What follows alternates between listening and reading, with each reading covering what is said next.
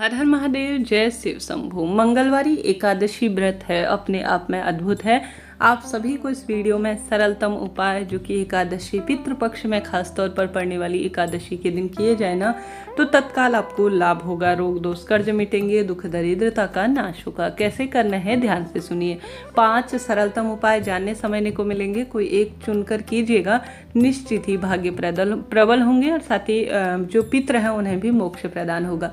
पहला उपाय बहुत सरल है और इन दिनों लाभ देने वाला होगा। गुरुजी का सबसे पुराना उपाय है, जिसमें गुरुजी कहते हैं एक पात्र में आप सभी को पानी भर लेना है, मटके से जल भर लेना है, उसमें गंगा जल मिला देना है और मात्र 7 बेलपत्र आपको लेनी है। 7 बेलपत्र लेने के बाद आप सभी को क्या करना है कि महादेव के मंदिर में चले जाना है। श्री शिवाय नमस्तुभ्यम महामंत्र का जाप करते हुए आप सभी को विशेष रूप से जो गंगाजल है वह नंदी महाराज के पैर पर, उठा हुआ जो पैर होगा ना, वहाँ पर आपको समर्पित करना है। रात्रि तक कभी भी कर सकते हैं, कोई दिक्कत की बात नहीं।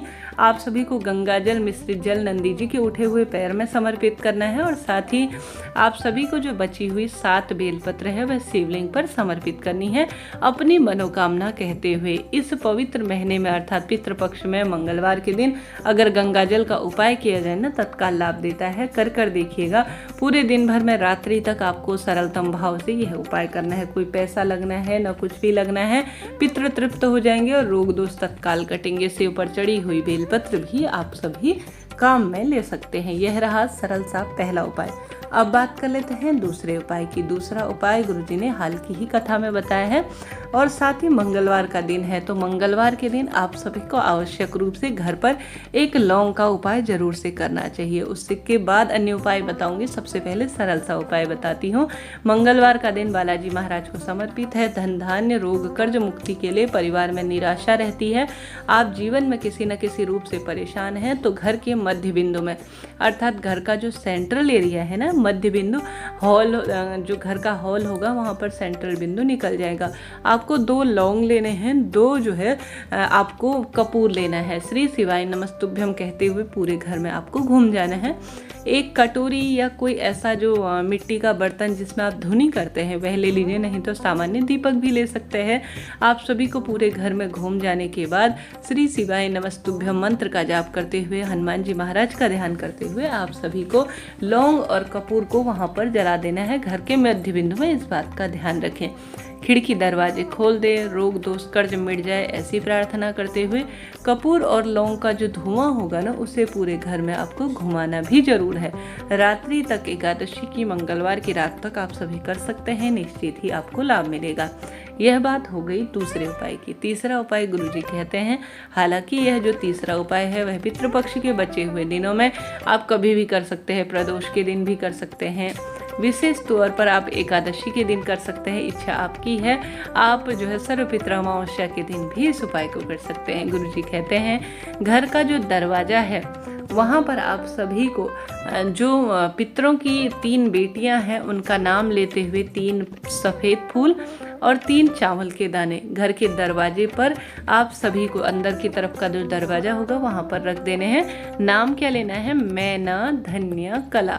यह देव पितरों की 3 बेटियों के रूप में जानी जाती है, मैना, धन्य और कला। इनका नाम लेते हुए आप सभी को 3 चावल के दाने, 3 सफ़ेद फूल कटोरी में घर के दरवाजे पर रख देना है। ऐसा भाव करें कि मेरे घर से पितृदोष, रोग, कर्ज इत्यादि पूर्ण रूप से उसका शमन हो जाए और मेरे जीवन में सदा सर्वदा प्रभु कृपा बनी रहे। इस प्रार्थना से आप सभी को एक कटोरी में यह चीज़ रख देनी है। रखकर आपको रात भर छोड़ देना है। दूसरे दिन आप सभी को क्या करना है, यह 3 दाने चावल के और 3 जो फूल लिए हैं आपको श्री शिवाय नमस्तुभ्यम कहते हुए शिव मंदिर में चले जाना है। और सबसे पहले आप सभी को यह सभी चीज़ें नंदी महाराज, नंदीश्वर महादेव अर्थात नंदी महाराज जो महादेव के मंदिर में होते हैं उन्हें स्पर्श कराने के बाद जो मोटी सी शिवलिंग पर बीच में लाइन होती है वह माता अशोक सुंदरी की लाइन होती है, वहाँ पर आपको यह सभी चीज़ें समर्पित कर देनी है। दोबारा से नाम स्मरण कर रही हूँ, मैना, धन्य और कला। यह 3 जो है जो हमारे पितृ देवता हैं उनकी बेटियों के रूप में जाने जाते हैं, उनका नाम लेते हुए। ठीक है, याद रखिएगा, सरलतम तरीका है परंतु इसके लाभ अनगिनत हैं। आप सभी जानते होंगे पितृपक्ष की एकादशी है। आवश्यक रूप से पीपल वृक्ष की जड़ में एक गोलबत्ती का महादेव और श्रीहरि विष्णु की निवृत्त लगाइएगा। एक लंबी बत्ती का दीपक दक्षिण दिशा की ओर मुख करते हुए ओम नमो भगवते वासुदेवाय और साथ ही आप सभी को सर्व पितृदेवाय नमो नमः इस मंत्र का जाप करते हुए समर्पित करना है, पहला कार्य। दूसरा, आपको महादेव के मंदिर में एक गोलबत्ती का दीपक लगाना है। साथ ही आपको श्री हरि विष्णु के निवृत्त भी एक दीपक लगाना है।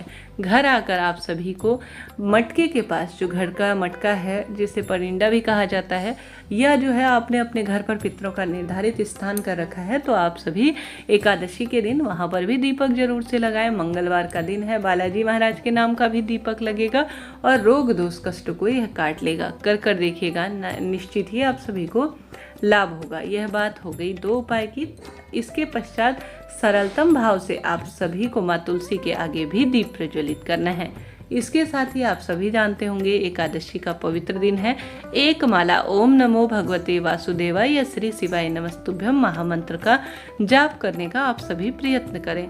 साथ ही महादेव का और श्रीहरि विष्णु का सुंदर पीले फूलों से श्रृंगार करना या लाल फूलों से श्रृंगार करना, क्योंकि मंगलवार का दिन है, काफ़ी शुभ माना जाता है। साथ के साथ महादेव और श्रीहरि विष्णु के जो है स्वरूप पर, अगर आपके घर पर शिवलिंग का पिंडी स्वरूप है तो वहाँ पर, या जो है आप महादेव के मंदिर में जाकर 108 की संख्या में कुछ भी, चाहे तो फूल चढ़ाएं, चाहे तो आप सभी गेहूं के दाने चढ़ाएं, चाहे तो आप सभी जो है किसी भी वस्तु, हरा मूंग भी समर्पित कर सकते हैं। लाल रंग की कोई भी वस्तु, मंगलवार का दिन है तो मांगलिक दोष दूर करने के लिए आप सभी समर्पित करें। 108 वस्तु कुछ भी, परंतु मंत्र जाप करते हुए आपको लाभ प्रदान करेगा। सरल से उपाय है, परंतु इनको अनगिनत रूप में लिया जाता है। साथ ही आप सभी जानते होंगे एकादशी तिथि के दिन आप सभी व्रत खोले तो विशेष रूप से एक समय का भोजन गरीब पंडित ब्राह्मण जी के घर पर भी आप सभी को जरूर से निकालना है, प्रयत्न करना है। इस दिन जितना संभव हो अन्नदान, जलदान, भूदान, वस्त्रदान और साथ ही गोदान इत्यादि अपनी क्षमता सामर्थ्य अनुसार करें।